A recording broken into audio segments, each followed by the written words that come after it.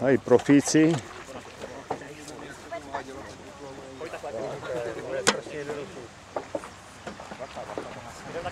To je jednoduchý, ale... To už je čas, už se s tím tak mordujete. On aspoň říká, že už jsou po několikátý na rybníku. Aha. No tak to je normální, jako že to nejde.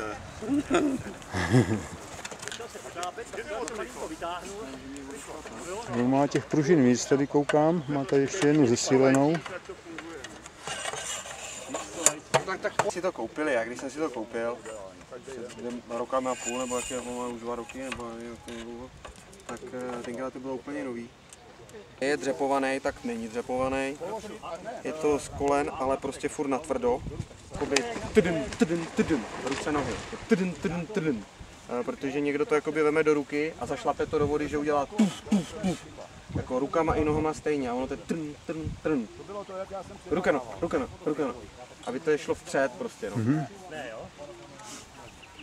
Ale právě ono se nad tím, udělejte si čas, dáváš to špatně, už to zapomněl. Udělejte si čas, 18. srpna se jde mistrovství republiky v Hradci. No, to je blízko. Tak se přijďte podívat.